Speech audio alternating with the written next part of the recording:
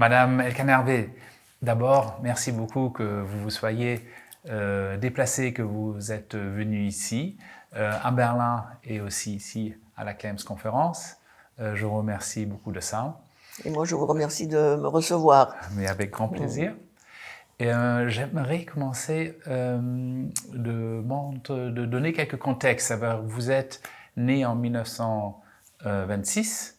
Vous êtes né à Ordea en Transylvanie, qui était dans le temps un territoire hongrois.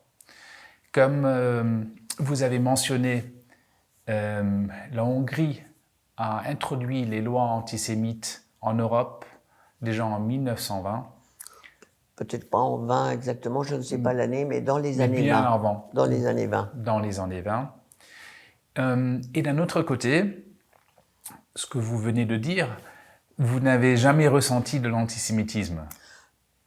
À l'école. À l'école. À l'école. Mais autre part, c'était autrement? Pas directement, non. Personnellement, non. Mais j'étais tout à fait au courant de tout ce qui se passait.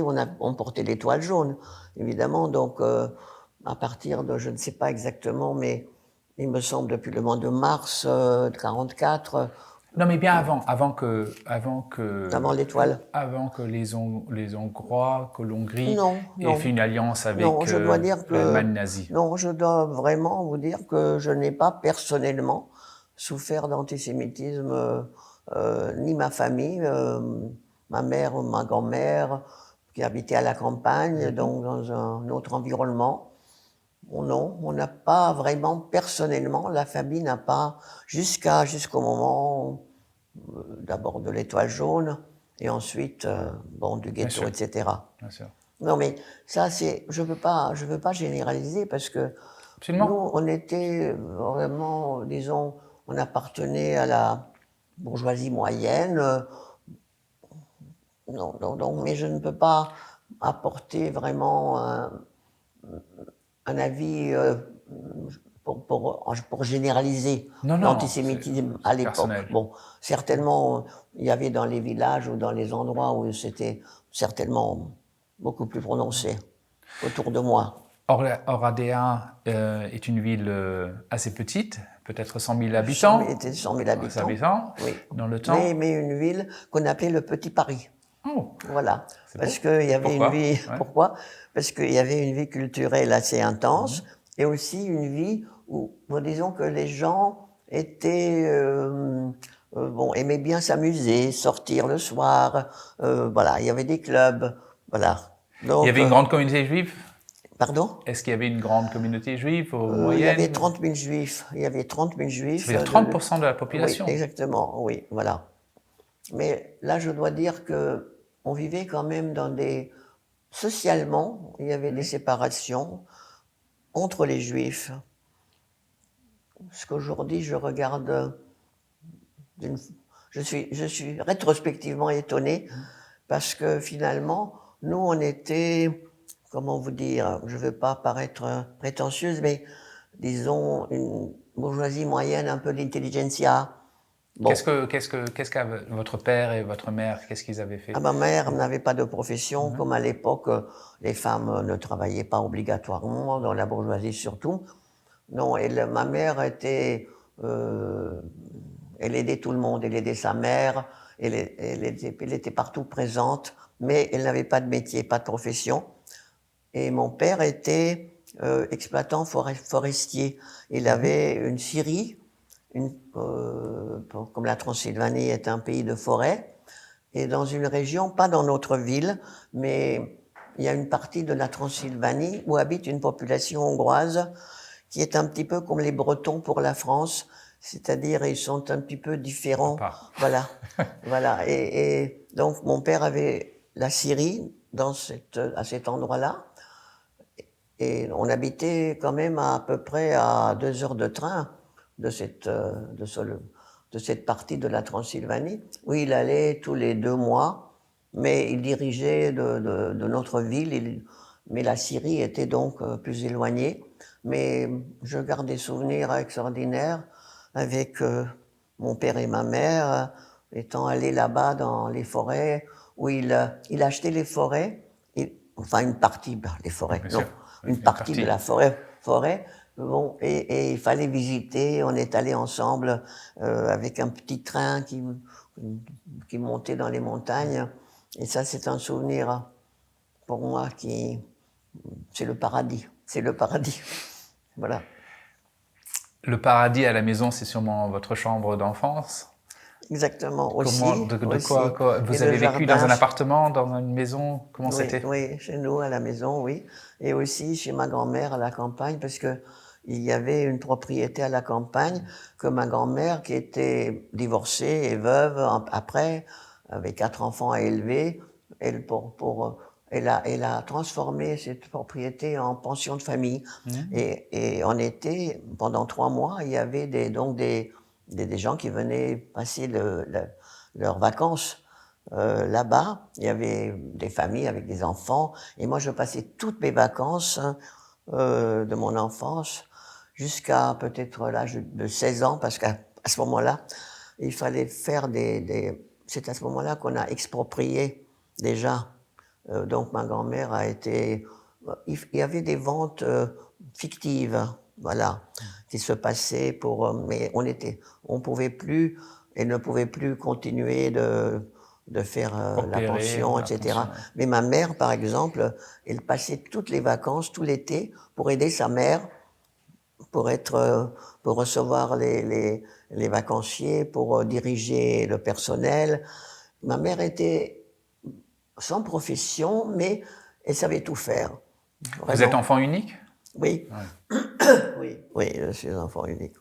Et quand vous pensez à Oredea, votre ville de naissance, quelles images avez-vous dans votre jeunesse avant la période Le de... bonheur, le bonheur. Qu'est-ce C'est là. que vous aimez faire? Vous êtes allé au cinéma, vous Ah avez aimé oui, oui, danser, oui, mais vous l'essentiel n'était pas. dessiner. L'essentiel était l'affection qui m'entourait. Et je crois que c'est à cela que je dois d'être là aujourd'hui encore, parce que cette affection m'a donné beaucoup de force. C'est l'affection de mes parents, l'affection de ma tante qui s'est suicidée dans le wagon en allant vers Auschwitz, qui était femme seule et la seule préoccupation de ma tante, c'était moi. Voilà. Et d'ailleurs, on avait un rapport vraiment, je l'aimais presque autant que ma mère quand j'étais petite. Et c'est auprès d'elle que j'ai vécu le peu de religiosité que j'ai eu dans mon enfance, parce que j'allais le vendredi soir chez elle, quand elle allumait les bougies pour le Shabbat. Et bon, ça c'est pour moi un souvenir que je garde. Et elle me blessait non, pas blessée, elle me donnait la Bénédicez. bénédiction, pardon. Euh, oui, ça m'a pas blessé, mais ça m'a laissé une plaie. Quand j'ai dit blessé, c'est peut-être pas tellement faux, parce que cette bénédiction reste en moi à la fois comme un bonheur, mais comme une blessure, parce que c'est terminé avec cette brutalité et avec sa mort, mais ça m'a donné aussi une formation auprès d'elle de l'amour vraiment absolu qu'elle avait et que j'avais pour elle. Et sa mort, bah, ça je l'ai raconté déjà, qu'à Auschwitz, la première nuit, j'ai rêvé, je savais qu'elle était morte puisqu'elle s'est suicidée dans le wagon. J'ai rêvé qu'elle m'est apparue dans mon rêve. J'étais plus croyante et je ne croyais surtout pas à la survie après la mort. Bon. Et j'ai rêvé qu'elle m'est apparue et qu'elle m'a dit: rassure-toi, ma chérie, tu vas survivre. J'étais le sacrifice pour toi. Voilà. Et ces choses-là, moi, je crois que tous ces souvenirs de mon éducation, de mon père, de ma tante, de ma mère, de ma grand-mère, c'est ça qui m'a donné la force de survivre vraiment et de ne pas vivre dans ce cauchemar. Je comprends. Donc vous avez vécu une vie bourgeoise, comme vous dites. Surtout, vous avez eu beaucoup d'amis, je pense, de l'école. Vous avez fait des choses ensemble. Oui, pas tellement, parce que quand Non. j'étais au lycée protestant, ça c'était très, très curieux.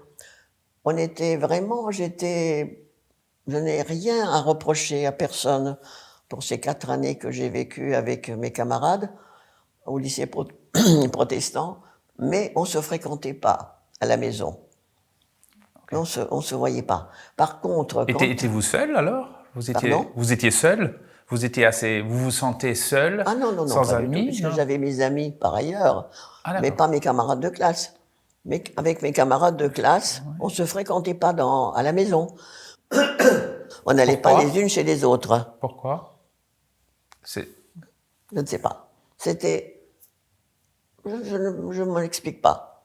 Encore aujourd'hui, alors que on était, surtout j'avais 2 amis avec qui j'étais très proche, mais bon, alors là, je voulais dire que au moment où le ghetto a été déclaré et qu'on était peut-être la veille d'être transporté au ghetto, il y a eu 3 ou 4 filles de ma classe qui sont venues à la maison. C'est la première fois qu'elles venaient chez moi avec un bouquet de lilas. C'était la saison des lilas, au mois de mai, le joli mois de mai. Voilà. Pourquoi Et sont-ils venus chez vous elles avec sont ce venues bouquet de parce qu'elles fleurs? savaient qu'il y a le ghetto et elles sont venues me dire au revoir avec des fleurs.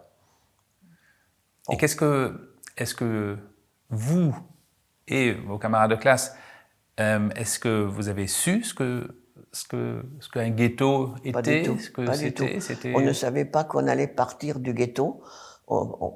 Peut-être on pensait, mon père pensait, disait que on va aller peut-être travailler à la campagne ou pour remplacer les militaires, les Hongrois, les paysans hongrois qui sont au front, qui sont des militaires et que nous on va aider dans les usines, dans les campagnes pour les travaux. Mais en Hongrie, mon père quand on a traversé dans les trains, dans le wagon, la frontière hongroise, c'est là que mon père a dit, maintenant, j'ai compris. On nous a livrés aux Allemands. Votre père était, si vous diriez, est-ce qu'il était politique? Est-ce qu'il était quelqu'un Non, qui non, était non, nationaliste dans non, le non, sens pas du tout. patriotique Pas du de tout, la pas du tout. Hongrie? Non, non, non. Il était officier pendant la Première Guerre mondiale. Donc ça, il Pour était l'armée hongroise? pour l'armée hongroise, austro-hongroise. C'était l'option Austro-hongroise. gris à l'époque, bien sûr. Bon, ça, il se disait juif hongrois. Bon, mais il était, bon, il n'était pas, bon, le nationalisme, ça Non, mais non, un non, pas du patriote. tout, pas du tout. Et bon, son judaïsme était aussi plutôt moral que Ouais. religieux. Voilà, tel que je le vois aujourd'hui. Et c'est ce qu'on m'a transmis ma tante et lui, de la religion, du judaïsme, j'ai reçu le côté peut-être moral, Vous mais pas dites, religieux. vous dites avant de partir dans le ghetto, vos camarades de classe sont venus vous voir.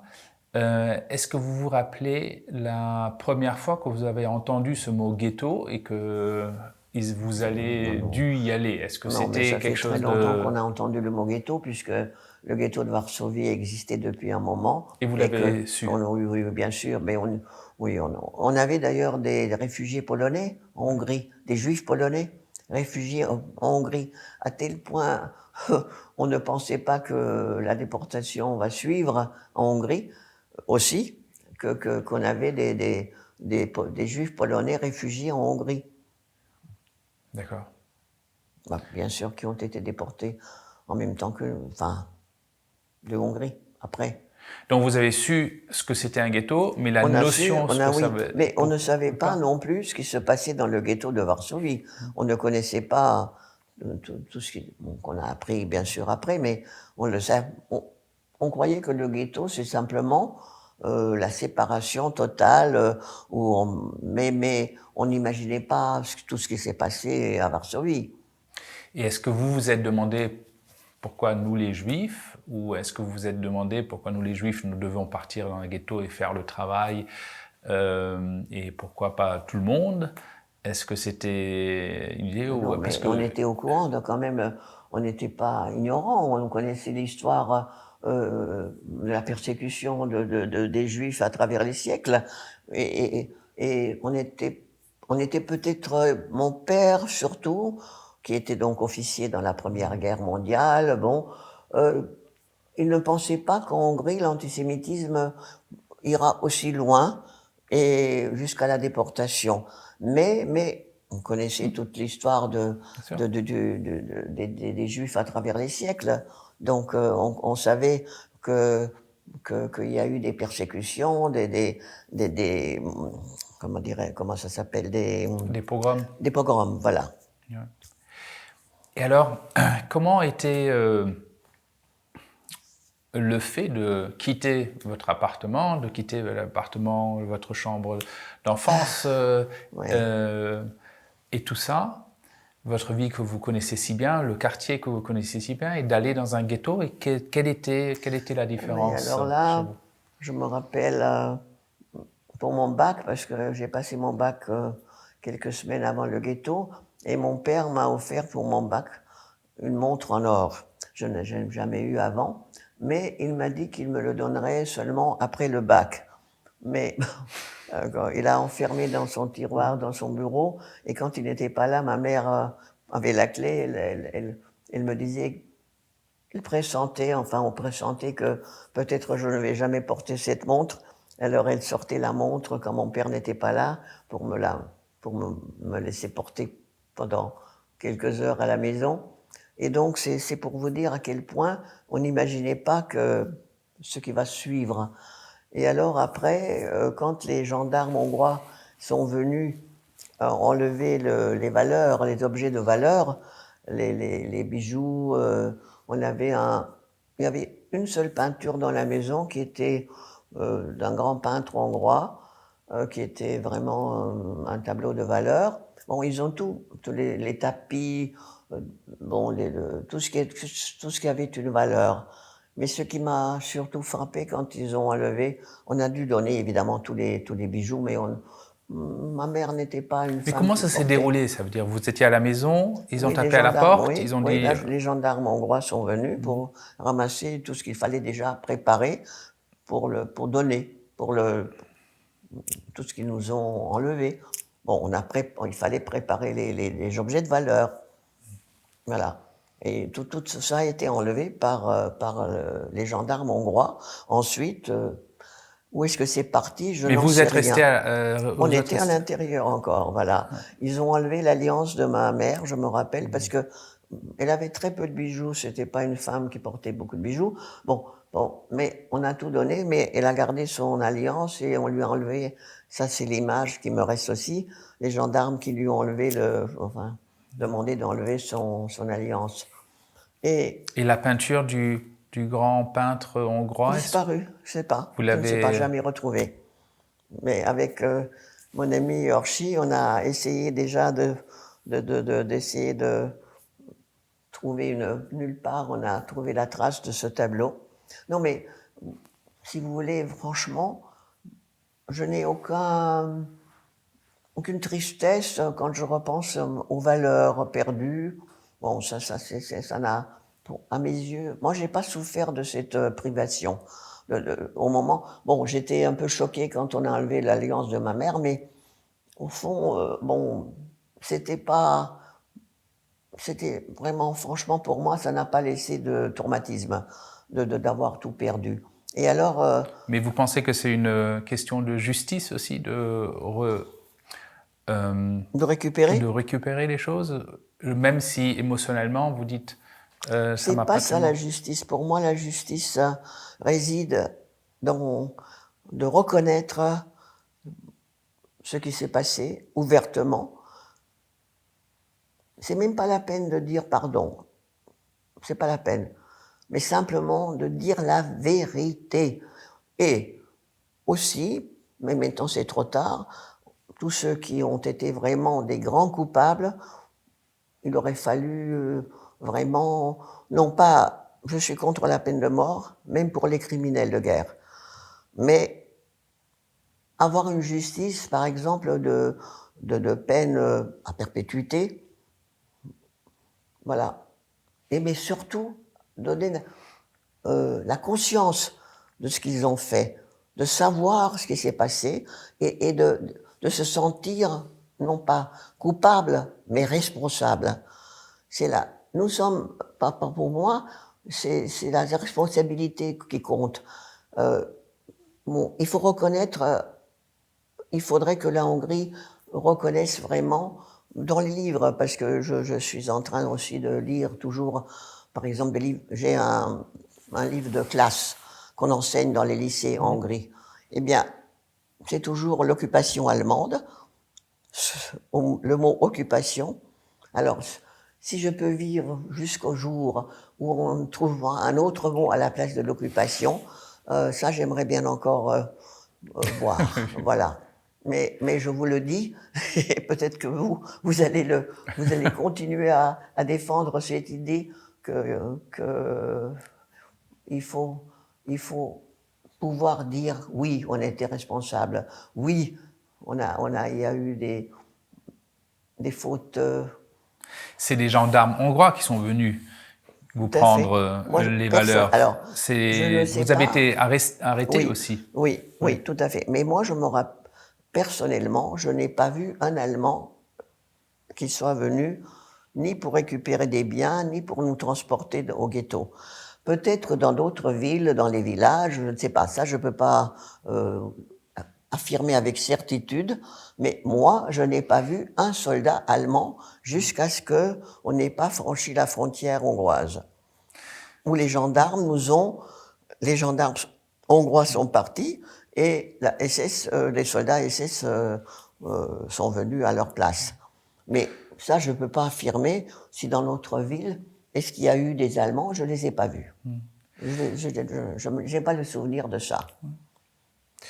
Mais en tous les cas, c'est les gendarmes hongrois qui sont venus prendre les biens et nous transporter. Et ailleurs, il y a encore une chose que je voulais vous dire à ce propos, c'est que avant qu'on parte au ghetto, déjà notre appartement était occupé à moitié. On nous a laissé, il y avait 6 pièces, une partie de l'appartement, et c'était un officier hongrois qui est avec sa femme et qui est venu habiter dans notre appartement.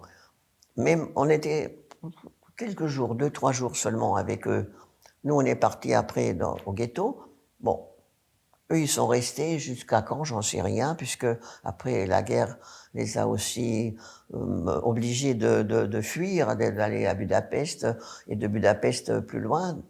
D'ailleurs, c'est ce que je voulais vous raconter. Quand on est revenu, bon, alors les meubles étaient restés sur place dans l'appartement. Quand vous êtes revenu après... Quand on est revenu de déportation. De la déportation. Voilà, un an après. Hein. C'était en juin 1945. Bon, tous les meubles, les grosses pièces, bon, sont restés sur place. Mais il n'y avait absolument rien dans les armoires, aucun objet autour, rien. Et alors, on n'avait pas de vêtements non plus, puisque les armoires étaient vides, il n'y avait rien. Alors, évidemment, ça c'est vrai que les Russes, les armées soviétiques, ont beaucoup pillé quand ils sont venus en tant que vainqueurs. Bon, je les excuse pas, mais quand même, les vainqueurs en général pillent et violent. Bon, ce n'est pas, je suis tout à fait opposé à toutes ces idées, mais bon, c'était donc l'armée soviétique qui a beaucoup aussi volé, etc. Mais bon, on nous a dit, ma mère a réussi à savoir l'adresse de cet officier hongrois qui a habité dans notre appartement. Et ma mère était convaincue, et elle avait raison, que eux, ils ont emporté pas mal de choses qui restaient. Pas des bijoux, pas de l'argent, non, mais le linge, les vêtements, tout ce, qui n'avaient pas grand valeur, mais qui avaient une valeur pour nous, puisqu'on n'avait rien. On n'avait pas, même pas une serviette de toilette, rien, donc. Les armoires étaient vides. Et alors ma mère est allée à Budapest, à l'adresse de cet officier.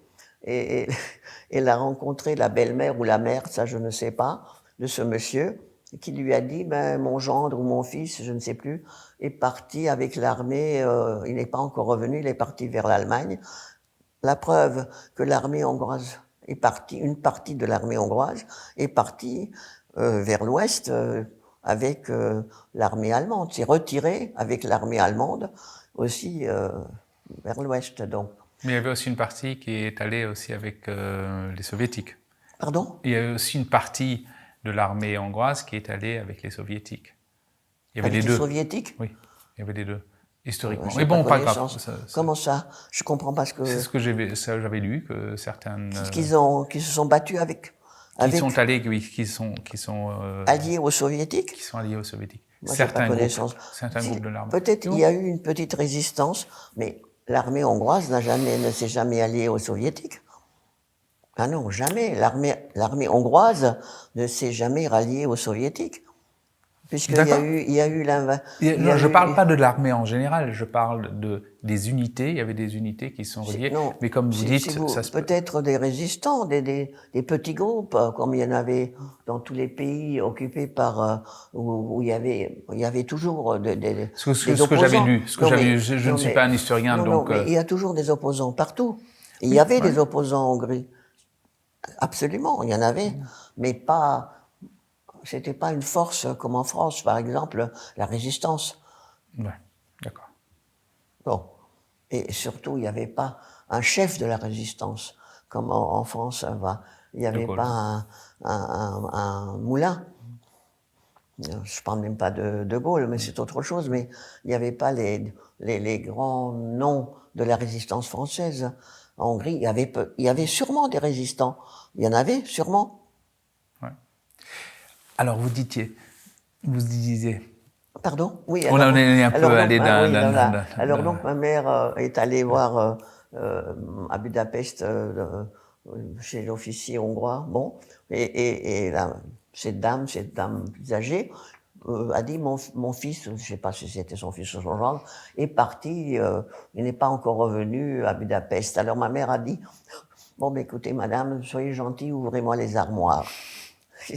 Il a ouvert les armoires et ma mère a récupéré le linge de table, linge de maison, bon, des tas de choses. Elle est revenue avec beaucoup de choses que cet officier hongrois. Et pour moi, c'est bon, mais je veux pas dire que tous les officiers hongrois ou toute l'armée hongroise auraient fait la même chose. Non, je veux pas dire. Je veux pas accuser tout le monde, mais c'est quand même assez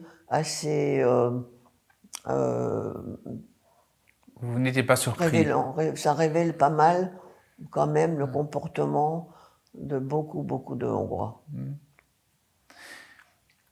On avait commencé à parler de votre... Quand vous étiez de votre appartement, vous avez dû aller dans le ghetto, ou dans quelles conditions avez-vous vécu dans le ghetto? Comment était votre appartement, par exemple?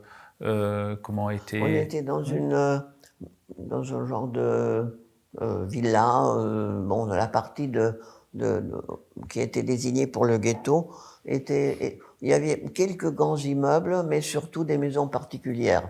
Et donc, on a été dans une petite maison avec un jardin, je me rappelle, et on était à peu près 8 dans la pièce. Mais avec, par exemple, on avait nos voisins, donc par quartier. Comme on est arrivé, on était logés ensemble, tel que, bon, dans nos quartiers auparavant. Et alors là, je vous raconte un détail amusant. Il y avait avec nous une vieille dame, je ne sais pas vieille dame, maintenant je suis une très vieille dame. À l'époque, cette dame était peut-être nettement plus jeune que moi, mais moi j'avais 18 ans, donc elle me paraissait... Bon, elle était quand même... elle avait 80 ans à peu près. Bon, elle s'appelait Wertheimstein, et Wertheimstein, ils ont reçu un titre de noblesse hongrois. Ils étaient... Moi, je sais pas à quoi ça correspond en France, mais bon, admettons, baron. Bon, et une des filles Wertheimstein a épousé un Rothschild, donc c'était l'aristocratie juive.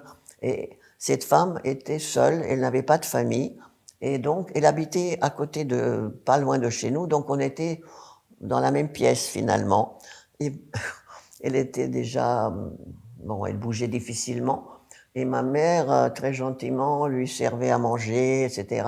Elle n'avait rien apporté, parce que nous, on avait quand même apporté à manger. On nous a dit d'amener des choses élémentaires pour la nourriture. Et bon, mais je crois qu'elle n'a jamais été dans sa cuisine, peut-être, de sa vie. Bon, elle n'avait rien, donc ma mère lui servait à manger. Et on était couchés sur des matelas, parce qu'on était 8 à peu près dans cette pièce. Des Et matelas que vous avez apportés ou qui étaient... oui, oui, je crois, je ne Sûrement. me rappelle pas exactement. Ça, je ne peux pas vous dire. Alors, elle était couchée sur le matelas aussi, et ma mère lui a apporté à manger au matelas. Et elle lui a dit, en hongrois bien sûr, mais je vous le dis en français, ma chérie, on est servi ici comme au Ritz. Voilà, mais il disait ça entre guillemets, bien sûr, pour rigoler. Ouais. Mais ça, c'est resté avec ma mère quand on était quelque part, qu'on était très bien Servi. servi. C'est on dirait, ma chérie, on est servi comme Moritz. Voilà. Et cette pauvre femme, elle est morte dans le wagon aussi.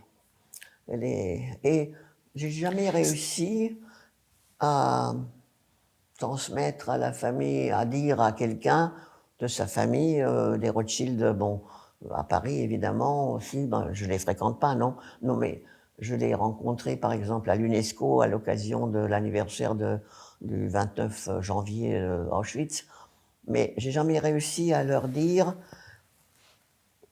que cette pauvre femme qui était leur parente en quelque sorte est morte si tristement. Je l'ai dit maintenant, voilà. Peut-être il va écouter. Son souvenir, bon, ben, je la vois très bien devant moi, oui. Oui. Elle s'appelait comment? Vous savez le nom exact? Aranka, c'est je ne sais pas ce que c'est en français, Wertheimstein. Wertheimstein. Et en hongrois, le titre était Lovag. Ben, ça veut dire chevalier. Chevalier. Elle était une femme, mais les hommes, c'était chevalier Wertheimstein. Bon, je ne sais pas exactement comment on peut traduire ce titre de noblesse voilà. Mais si j'ai bien compris, vous avez été dans un appartement de 6 pièces et vous êtes dans le ghetto, vous étiez à 8 dans une pièce. Oui, à peu près 8, oui. C'était des villas particuliers, Mon mais père, chaque ma mère, chambre... et des couples avec des enfants. Bon, on était à peu près 8, je ne sais pas si on était Non, bien sûr. 9 c'est ou pas- 10, je ne sais ouais, pas. ouais. Oui. Mais c'était, ça veut dire 10 dans une pièce, mais Oui, dans chaque oui, dans pièce, il y chaque avait pièce, exactement, 10 personnes. exactement. Et comment avez-vous fait pour manger, pour travailler, Ben, pour gagner de on l'argent de avait, votre alors père? oui, on cherchait à travailler à l'intérieur du ghetto parce que on nous disait que si on travaillait, on serait, on pensait pas à la déportation, mais on pensait qu'on va nous amener travailler quelque part, comme je vous l'ai dit tout à l'heure. Et si on avait une occupation dans le ghetto, peut-être qu'on peut éviter d'aller travailler ailleurs. Bon. Et alors, je me rappelle qu'on avait un ami médecin, et alors on a décidé que je serais à l'hôpital auprès de lui. Alors, j'y connaissais strictement rien, absolument rien. Euh, et même, bon, ça me déplaisait profondément de travailler dans un hôpital, mais pendant les 2 semaines, à peu près 2 semaines qu'on est resté là, j'étais tout le temps dans l'hôpital parce C'était que, et l'hôpital du surtout, ghetto ou c'était en dehors du du ghetto? ghetto, non, Non, du du ghetto. ghetto. On a formé, on a désigné des médecins, etc. Mais bon, on a dit surtout que pour des jeunes filles, bon, il faut qu'elles soient occupées parce que il y avait aussi des rumeurs qu'on les exportait euh, pour être enfin, dans des buts euh, ignobles. Bon, voilà, c'est ça. Alors moi j'étais occupée là, mais bon, c'était très court parce que finalement ça n'a duré qu'à peu près 2 semaines. Qu'est-ce qui s'est passé? Est-ce que vous pouvez nous raconter de votre arrestation? Parce que vous dites que c'était 2 semaines. Oui, mais là je n'ai pas de. Je me rappelle seulement que quand on est parti de notre maison, de où on habitait, vers le ghetto, dans le camion qui est venu nous chercher, dans notre rue, au coin de notre rue, il y avait une pharmacie. Et le pharmacien, on le connaissait depuis toujours, qui n'était pas juif. Et je me rappelle qu'il était là et pour nous dire au revoir. Et mon père lui a demandé s'il ne pouvait pas me garder, que je reste auprès d'eux. Bon, alors, je ne me rappelle pas exactement comment ça s'est passé, mais en tous les cas, ce monsieur était très gentil et on le connaissait depuis ma naissance, je le connaissais. Mais bon, à notre retour, c'était la Roumanie, mais je ne l'ai plus revu et d'ailleurs, il n'a rien pu faire pour nous. C'était déjà trop tard d'ailleurs pour essayer de se cacher ou de rester auprès de quelqu'un qui vous aurait caché, non. C'était plus possible. Mais c'était une idée de votre famille de vous cacher. Oui. Mais bon. Voilà, mais je ne sais pas d'autres souvenirs bon, oui, je me rappelle aussi d'une chose. Pendant que ma mère, je me rappelle, faisait les bagages, enfin pour le ghetto, on avait la radio, il n'y avait pas de télé à l'époque, et la radio jouait dans les volants. Et ça m'est resté, cette musique, et j'ai revu cet opéra l'hiver dernier à Paris, mais ça m'est resté très fortement en tête aussi, parce que cet opéra allemand, et l'idée même de je ne sais pas si vous connaissez l'histoire, mais c'est une histoire aussi abracabresque, comme disait l'autre, voilà. Et ça correspond un petit peu avec toute cette idée de cette horrible chose qui nous attendait. Donc vous associez cette musique? Oui, c'était... Bon, il n'y avait pas de mise en scène, mais c'était tout comme, voilà. Voilà. Vous dites que vous êtes resté 2 semaines dans le À peu ghetto? à peu près, je ne sais pas exactement. Et qu'est-ce qui s'est passé après? Mais après, on était dans... Un jour, on nous a transportés dans les wagons. Ça veut dire ils sont venus à votre porte, des gendarmes? C'était l'ordre était donné, je ne me rappelle pas exactement. Bon, on s'est mis en rang et il y avait une possibilité, c'était pas la gare de la ville, mais il y avait un départ il y avait des rails près du ghetto, mais c'était pas la gare. Ouais. Bon, chose que j'ai jamais vue dans ma ville auparavant. Mais c'est là qu'on nous a mis dans les wagons. Et bon, alors là, on pensait encore qu'on allait rester en Hongrie, comme je vous ai dit tout à l'heure, pour travailler en Hongrie. Voilà, avec des gendarmes hongrois qui nous accompagnaient et jusqu'à la frontière autrichienne. Vous vous rappelez de ce qu'on vous a dit dans le sens prenez ces affaires ceci ou cela? Non, on nous a rien dit du tout. Je me rappelle de rien de ce qu'on nous a dit. Ça, je vous faites vos valises, vous achetez achetez le ticket pour le train. Pardon? Souvent, les déportés ont dû acheter un ticket pour être déportés. Ah non, c'était des wagons à bestiaux. Il y avait pas c'était pas des places, c'était pas des trains. Je comprends, mais c'était souvent comme ça. C'était des wagons à bestiaux. Alors vous avez vu ces wagons à bestiaux? On nous a entassés, on était presque 100 personnes dans le wagon. Ça vous a choqué quand vous avez vu ces wagons? Ça c'était horrible, horrible. Parce que, bon, entassés à 100 personnes, hommes, femmes, vieillards, jeunes, enfin, c'est ce que je vous ai dit, cette Madame Bertramstein, elle est morte dans ce wagon. Bon, ma tante s'est suicidée dans le wagon également, donc on était les uns sur les autres, les jeunes, des enfants, des bébés, tout le monde, des familles. Bon, on était assis par terre et il y avait un seau où on devait faire nos besoins, ce qui était, enfin, on n'était pas, après c'était pire même, mais c'est la première fois que, bon, on était placé dans cette situation. Non, c'était 3 jours, et on ne savait pas donc où on allait. Quand on a traversé la frontière, c'est là que tout le monde s'est moralement écroulé, parce que là, on s'est rendu compte que... Est-ce qu'on parlait dans le wagon? Ah oui, oui, mais par des petits groupes, parce que quand même 100 personnes, vous vous rendez, il y a Bien quand sûr. même, quand même une foule déjà dans un wagon. Donc on se parlait par petits groupes. Voilà. Et moi je me rappelle que dans le wagon, quelqu'un a cassé un pot de confiture parce qu'on nous avait dit d'emmener quelque chose enfin, pour la nourriture. Alors quelqu'un avait amené un pot de confiture et qui s'est cassé et la confiture s'est répandue. Et comme on était assis par terre, alors on a commencé à chercher du papier. Qui a du papier, qui a du papier pour essuyer. Et moi j'avais mon journal, emporté avec moi parce que bon, pour moi, c'est la chose la plus précieuse que je voulais garder, c'est le journal. Et alors, on m'a pris, ah bah tiens, tu as du papier, paf, on m'a pris le journal et on a essuyé par terre. Et pour moi, c'est symbolique, ce geste, que toute ma jeunesse est partie là pour essuyer la confiture. Voilà, mais bon, c'est une petite chose qui n'a pas d'importance, mais c'était plutôt moral. Bon, à l'époque, je ne savais pas que ce qui m'attendait, donc j'y attachais de l'importance momentanément. Voilà. Mais vous Mais, étiez avec votre père, votre mère et ah votre oui, tante. oui, oui. Exactement. Dans le même wagon. Oui, oui. Oui, mais je vous dis, on était aussi, je me rappelle, oui, ça c'est, il y avait Est-ce un que vos jeune. parents étaient inquiets? Est-ce que vous avez vu ça dans leur Non, ils visage? m'ont jamais dit qu'ils étaient inquiets. Non.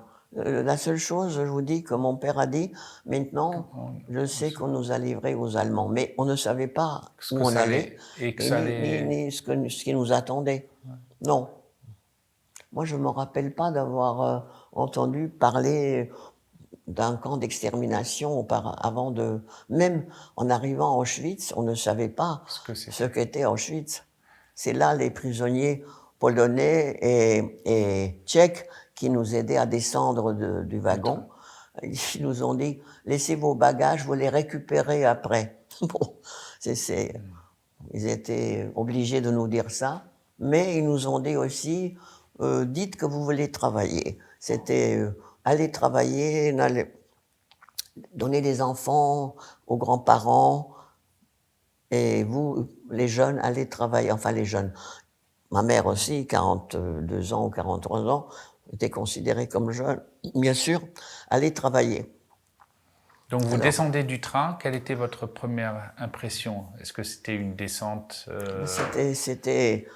vous savez, on ne savait pas ce que c'était Auschwitz. On ne savait pas que c'était un camp d'extermination. Mais il y avait des chiens, évidemment, avec les SS. Il y avait Mengele c'est Mengele qui nous a reçus, voilà. Il y avait des chiens loups auprès des SS. Donc vous avez Donc senti un c'était danger ou est-ce que vous un, pas réellement. On ne pouvait, non, on savait pas pas encore? on savait enfin, c'était quelque chose quand même d'impressionnant. Mais on n'avait pas vraiment la sensation qu'on va à l'extermination ou que c'est la fin. Non. On était tellement, comment dirais-je, dans un autre monde. C'est un cauchemar. La vision de ce camp, on ne comprenait pas très bien. On voyait après les femmes derrière les fils De barbe. électrisés, bon, il y avait électricité dans les fils barbelés, qui étaient chauves, qui étaient habillés dans des vêtements, parce que c'était pas des vêtements rayés qu'on nous a donnés au départ. On ne leur a pas, celles qu'on voyait, et on croyait que quand on les a vus, on pensait que c'est des malades, que c'est le côté hôpital ou des aliénés, etc. Enfin, parce que ça nous paraissait tellement incroyable de les voir chauves, des femmes avec des vêtements vraiment déguisés. Et alors elles nous criaient, jetez tout ce que vous avez dans les poches, jetez-nous tout ce que vous avez dans les poches.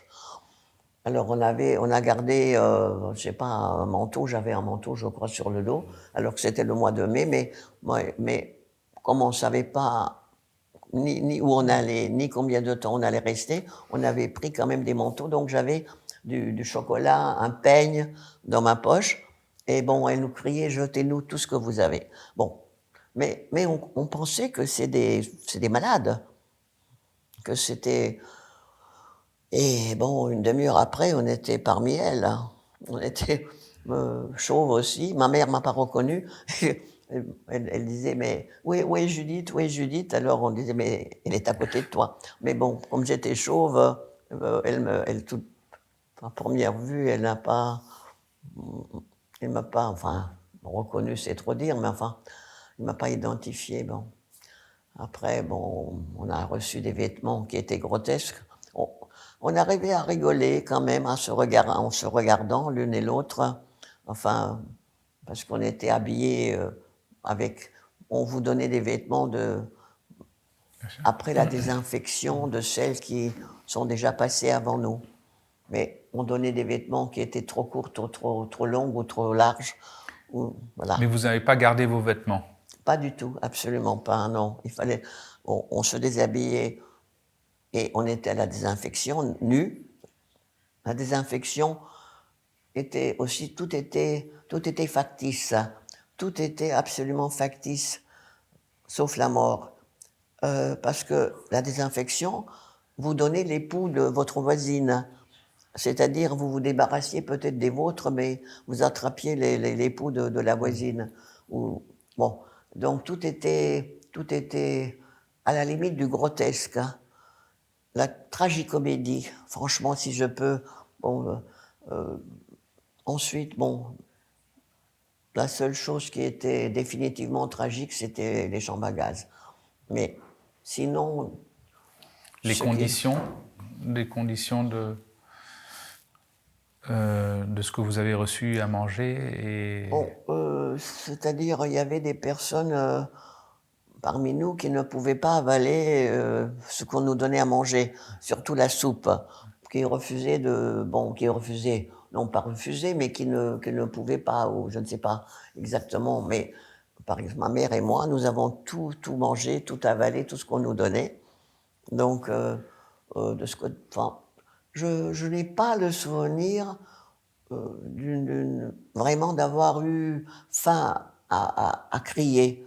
Ou non, c'est pas ces souvenirs-là qui me reviennent et qui m'ont jamais. Ces souvenirs ne m'ont jamais hanté la faim. Non, c'est plutôt. Moi, je me rappelle des Tsélapel. On nous sortait le matin très tôt, vers 6 heures ou 5 heures du matin, pour nous compter. Et le soir, la même chose, on nous recomptait et on était pendant des heures dehors.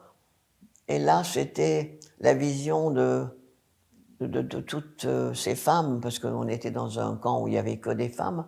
Bon, bien sûr, cette vision me reste aussi. Et aussi, surtout, qu'il n'y avait pas une plante. Il n'y avait pas. Il y avait pas. Bon, j'ai découvert un jour des petites herbes qui poussaient sous les fils électriques, mais on ne voyait. Il y avait pas. La nature était absente. On était dans un désert avec avec des femmes déguisées où on ne savait pas à quel moment on allait être, parce qu'après on l'a su donc qu'il y avait les sélections, pendant les Zielapel, il y avait les sélections. C'est Irma Grezet, la Aufseherin en chef, qui conduisait les sélections. Alors il y avait ou bien des sélections pour la chambre à gaz, celles qui étaient amaigries, qui n'avaient plus que les os sur la peau sur les os, pardon. Euh, Bon, alors ça, on craignait les sélections.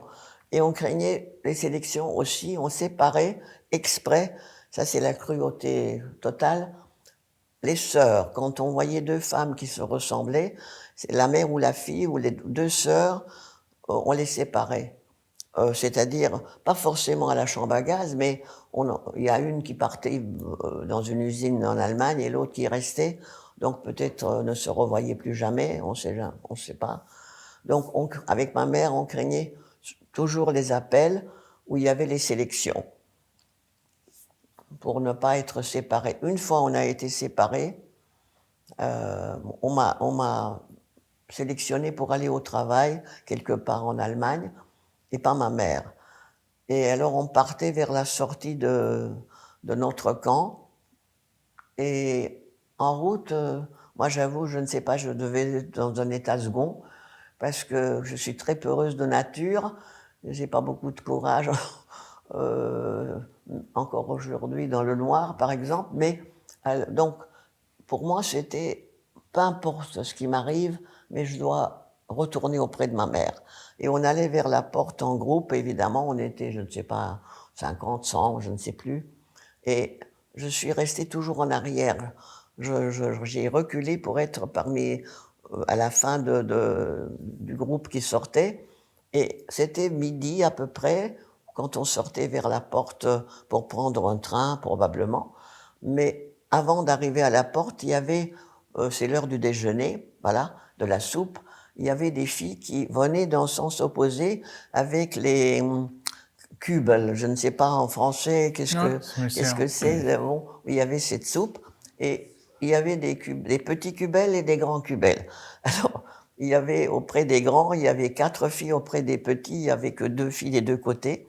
Et alors moi, alors qu'il y avait les SS, les chiens, tout ça, et que je reculais toujours pour être derrière, tout d'un coup, je suis sortie du rond et j'ai attrapé un cubel où il y avait 2 filles, un petit où il y avait. Alors elles m'ont dit va-t'en, va-t'en, on peut être que 2 auprès d'un cubel et on va nous voir et bon. Alors je leur ai dit écoutez, si on nous voit, j'irai toute seule, je me présenterai que c'est moi, mais laissez-moi partir, retourner avec vous parce que elle portait le cubel pour servir les baraques avec la soupe.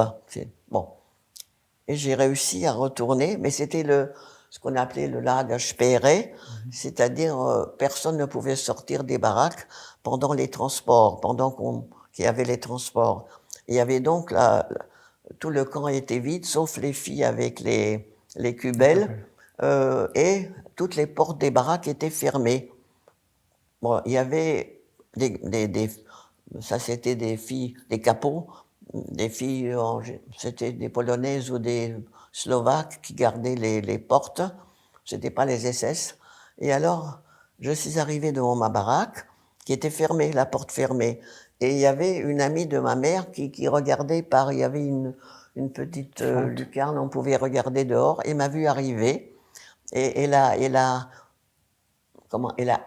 crié à la fille qui était à la porte, laisse-la rentrer, laisse-la rentrer. Et elle a ouvert la porte, je suis rentré, ma mère était évanouie, elle s'est évanouie quand on m'a choisi pour aller travailler, au travail. Et bon, on l'a secouée en disant, je dis, t'es revenue, voilà. C'était, je crois, la seule fois où j'étais courageuse pendant la déportation, mais je savais que sans ma mère, je peux pas vivre et que, bon, je peux pas. C'est-à-dire que, oui, j'imagine, oui. Aujourd'hui, je vis sans elle, mais bon, c'est normal. Mais à l'époque, c'était pas possible, ça, je pouvais pas imaginer. Et elle non plus, puisque, bon, elle a perdu connaissance. Avez-vous eu des informations sur votre père, sur le dessin sur votre père dans le camp Oui, oui. d'Auschwitz? Quand on est revenu au mois de juin 45 dans notre ville, on ne savait pas encore si mon père était en vie ou pas. Et donc on l'attendait, on espérait qu'il serait en vie. Et au bout de peut-être 2-3 semaines après notre retour, il y a eu un ami commun, enfin de mon père, qui est revenu d'un camp et on savait on avait entendu dire déjà auparavant qu'il était avec mon père dans un camp. Et donc, je suis allée le voir, je me rappelle pas avec ma mère toute seule, Et d'abord, il m'a dit, on était séparés à la fin, je ne sais pas, il est peut-être, il va être de retour bientôt, on était séparés, je ne sais pas. Alors là, j'ai vu que c'était un mensonge. Et je lui ai dit, mais écoutez, dites-moi la vérité maintenant, parce que il vaut mieux savoir faire, enfin, faire notre deuil maintenant que de l'attendre encore, espérer, et puis, bon, savoir plus tard la vérité. Alors là, il m'a dit, oui, il a été battu à mort à Gouzen. Gouzen, c'est une filiale de Mauthausen. Et mon père, d'abord, était à Mauthausen, où il avait vraiment la chance. Ils ont fait aussi de l'exploitation forestière. Et mon père étant spécialisé, là, bon, il avait bon, une vie relativement supportable. Mais peut-être 2 mois avant la fin de la guerre, vers le mois de mars par là, enfin, oui, on les a transportés de Mauthausen. On a cessé ce boulot, ce travail qu'ils faisaient là-bas. Et ça s'est terminé. Et on les a transférés à Gouzen, qui est à côté de Mauthausen, qui est une carrière. C'est Gouzen encore aujourd'hui. Il y a des carrières. Et imaginez le travail dans une carrière, même pour des gens qui sont habitués à faire un travail physique. Le travail des carrières, c'est très lourd. Mais mon père, qui avait déjà 57 ans à l'époque, bon, c'était quand même à l'époque, 57 ans pour un homme, c'était déjà un âge avancé. Et le travail dans les carrières, il y avait non seulement des SS, mais il y avait des droits communs allemands. Les Allemands ont libéré les droits communs, pas tous les droits communs, mais certains, pour surveiller les camps et pour être les surveillants avec les SS, et qui étaient d'une cruauté terrible et qui battaient les prisonniers. Et mon père a été battu terriblement. Et cet ami m'a raconté que, bon, il s'est couché le soir et il s'est pas réveillé le matin, donc il a eu probablement un saignement intérieur suite à ce traitement. Voilà. Et bon, après je l'ai. Mais ça, C'est vous moi. l'avez su en 45 encore. C'est Et ça, oui, on l'a su au mois de juillet, je crois que c'était, oui, à peu près en 45, oui. Et alors c'est moi qui l'ai dit à ma mère, parce que c'est moi qui a vu cet ami qui est revenu, donc il m'a raconté tout ça, et c'est moi qui l'ai dit à ma mère. Bon, à partir de là, on savait que qu'il était mort. Donc, ma mère avait ses frères en France et aux États-Unis. Et eux, ils ont proposé à ma mère de venir, pas définitivement, Mais les frères de votre mère étaient déjà partis était avant. déjà parti. Avant. Il y avait le frère cadet, les deux étaient les aînés, et le frère cadet était déporté. D'abord, il a fait le pauvre.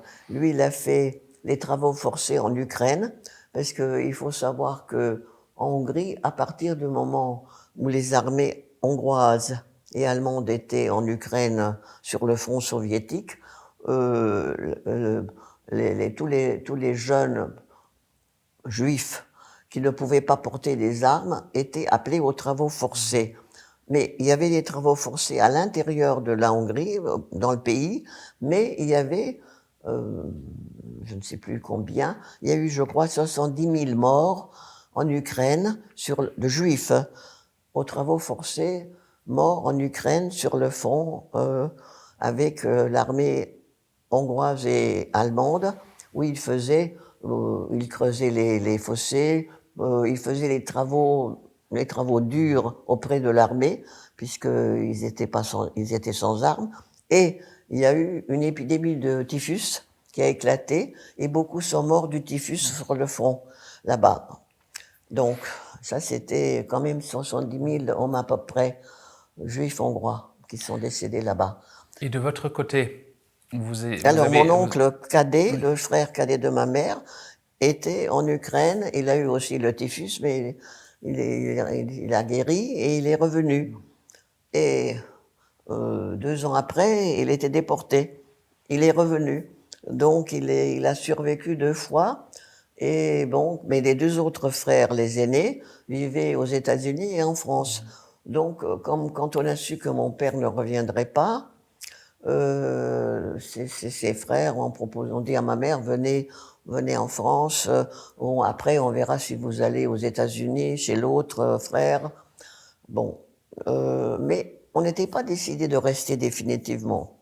Bon, on pensait venir. Moi, je voulais étudier quand même, faire. Moi, je voulais être prof de français. Voilà, mais ça, c'était mon projet pour la Roumanie ou la Hongrie. Mais en France, bon, j'ai fait quand même quelques mois de Sorbonne. Mais après, je me suis rendu compte que ce serait un peu prétentieux d'enseigner le français aux Français en étant. Repassons. Quand vous avez, on a quitté, quand vous avez quitté cette colonne pour aller au travail, pour retourner chez votre mère, dans le bloc. Comment avez-vous survécu, vous et votre mère? Comment avez-vous survécu à Auschwitz? Oui, alors après, il y a eu l'automne 44, les pluies, les orages, mauvais temps, le froid, mais il y avait, la chance voulait, le miracle, je peux dire, il y avait des déportés, des politiques, les hommes qui étaient dans des camps à côté, pas dans notre camp, mais ils venaient travailler dans notre camp, sur les chaussées, sur bon, la robinet, le plomberie, Ouais, bon, etc. Et bon, moi, il y avait des moments où c'était, on pouvait se promener entre les baraques. Il n'y avait pas le Lagersperre, Blocksperre. Bon, on pouvait se balader. Et là, en sortant, là, j'ai entendu parler français, un groupe d'hommes. Alors, bon, quand j'ai entendu parler français, je les ai abordés et on a commencé à parler. C'est là qu'il y avait ce monsieur qui s'appelait Le Gueux ou Le Queux, je ne sais pas, et qui m'a dit, vous savez, il faudrait essayer de partir travailler dans un groupe en Allemagne parce que l'armée soviétique approche et quand ils vont libérer le camp, ça va être, les Allemands vont auparavant ou bien exterminer tout le monde qui est encore en vie, ou bien les évacuer. Et c'est déjà l'automne, novembre, bon. Donc, c'est risqué, c'est très dangereux. Essayer de partir dans un groupe au travail en Allemagne. Alors ça, je l'ai tout de suite raconté à ma mère et au groupe d'amis avec qui nous étions ensemble là-bas. Et on a su par une amie qu'il y avait un groupe qui partait en Allemagne dans une usine. Et là, pendant la nuit, alors là, c'était aussi très risqué, je ne l'aurais jamais fait toute seule, je crois. On était 4 ou 5, enfin ma mère, moi et 3 autres amis, avec qui on s'est glissé pendant la nuit d'une baraque dans l'autre baraque où il y avait les préposés à partir au travail. Ça nous a réussi. On est parti vers Zittau, où on a travaillé dans une usine d'aviation. Et là, c'était plus un camp d'extermination, c'était un camp de travail. On habitait dans des casernes, c'était des bâtiments, non pas des baraques. Et bon, à côté, il y avait des prisonniers de guerre anglais. Donc c'était déjà quand même un peu humanisé, c'était pas l'horreur. Non. Surtout après Auschwitz. Exactement. Voilà, il n'y avait plus d'extermination, il n'y avait pas de chambre à gaz et il n'y avait pas eu d'exécution. Donc là, c'était un travail de 12 heures de nuit ou de jour, mais bon, il y avait plus ce danger mortel. On n'avait pas. Moi, j'ai pas vu mourir à Zittau. On était de fin décembre jusqu'à la libération. La libération, c'était assez bizarre parce que personne n'est venu nous libérer. Les Allemands, on a vu un matin les Allemands partir. Les SS, ils nous ont laissés, ils nous ont abandonnés là-bas. Et on attendait qu'une armée alliée vienne nous récupérer. Personne n'est venu. On est resté peut-être 2 jours, on dormait dans les champs parce qu'il y avait des bombardements. C'était pas encore là, tout à fait la fin de la guerre. C'était pas le 10 mai ou bon, c'était début mai, je crois, quelques jours avant. Et on était dans les champs. On s'est caché dans les champs parce qu'on n'osait pas rester parce qu'on bombardait. Et alors un matin, on a reçu des flyers, voilà. Et c'était écrit. C'était adressé aux Allemands, ce n'était pas adressé à nous. Ne tirez plus, la paix est signée. C'était là, c'était le 9 mai ou le bon. La guerre est finie, ne tirez pas. C'était adressé à la population allemande ou des soldats cachés quelque part. Bon, alors là, on est sorti de ces. On était dans les champs, dans des petites baraques où les ouvriers gardaient leurs outils. Voilà, parce qu'on voulait sortir de la caserne de peur des bombardements. Et là, alors là, on attendait qu'on vienne nous aider à partir, à retourner chez nous. Personne n'est venu. Alors on a décidé par petits groupes, selon les gens où voulaient aller. La Hongrie, donc il y avait une partie qui appartenait, qui voulait aller vers le nord. Nous, on voulait aller vers Budapest, etc. Donc, par petits groupes, on est parti par 20, par 50, à pied, d'abord, vers l'est. Voilà. Et là, c'était le plus beau voyage de ma vie. Voilà. C'était fantastique. On a voyagé, les jeunes, enfin, on est monté parce qu'il y avait très peu de trains à l'époque encore, c'était tout de suite. Donc, au début mai, enfin, après le 10 mai. Et quand un train arrivait, on passait par les fenêtres, on se poussait pour rentrer parce qu'on était les unes sur les autres. Il y avait aussi des hommes, il n'y avait pas que des femmes. Et les jeunes nous sont montés sur le toit du train. On a voyagé, comment j'ai fait ça aujourd'hui, monter sur le toit d'un train.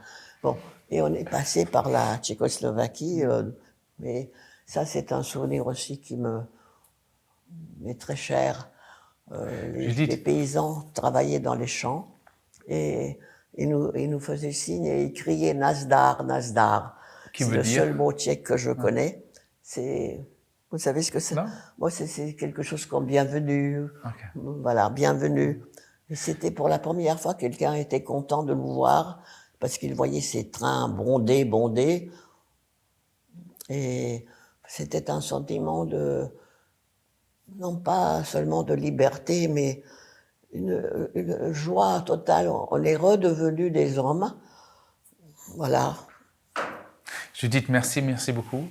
J'aimerais bien, en tant que dernière question, te poser la question sur l'éducation sur la Shoah pour transmettre l'histoire de la Shoah aux prochaines générations. Et j'aimerais bien savoir de ton côté, qu'est-ce que tu penses est important pour les jeunes, pour les générations à venir, qu'est-ce qu'ils devraient garder Oui, d'abord, il faut connaître vraiment l'histoire, mais l'histoire non seulement des Juifs en Europe. Moi, je parle de l'Europe seulement. Je ne connais pas beaucoup l'histoire mondiale. Bon, il faut connaître l'histoire.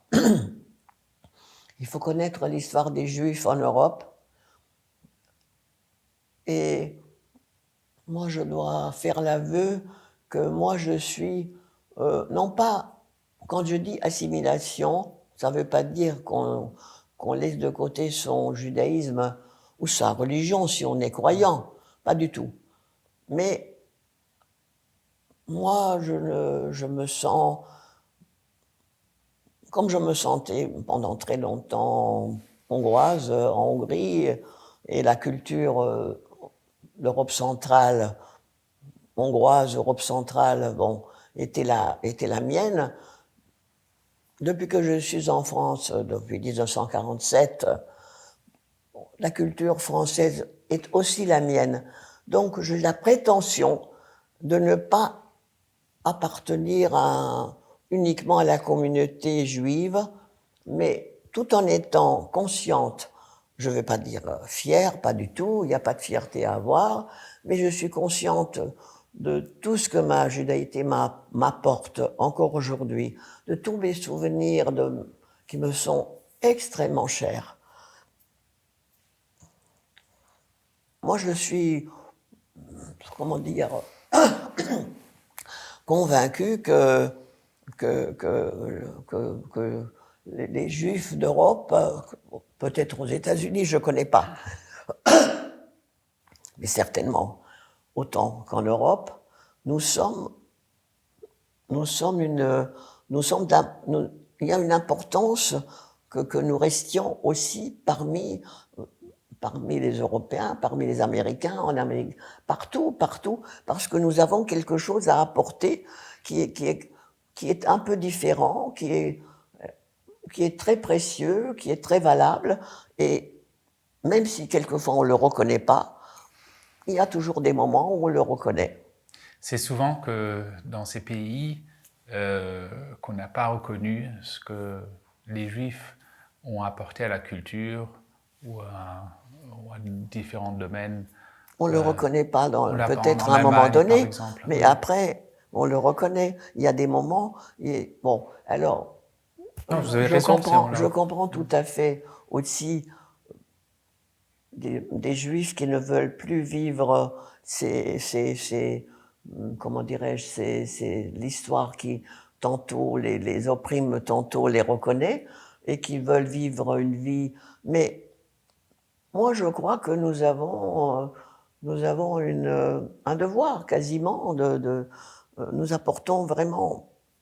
Est-ce que la jeunesse d'aujourd'hui a un devoir, Absolument. comme vous dites, un devoir tout à fait. Au regard de la Shoah, au regard de Absolument. lequel? Ah oui, absolument. Il faut en parler, il faut vraiment, oui, aussi avec tout ce qui se passe aujourd'hui, il y a des persécutions, il n'y a pas que contre les Juifs, bien sûr, bon, mais bon, naturellement, cette horreur était absolument unique parce que, enfin, je crois que les guerres, c'est horrible, mais il y a des ennemis qui portent des deux côtés les armes. Mais quand on exécute des gens sans armes, et quand on exécute des enfants, alors là, je ne peux pas imaginer quelque chose de plus terrible et de plus horrible. Voilà, vraiment. Pour moi, l'Allemagne, il y a les nazis et il y a l'Allemagne. Mais je ne veux pas confondre les deux. Judith, merci beaucoup. Merci à vous. Vraiment. Merci beaucoup. Merci. Merci.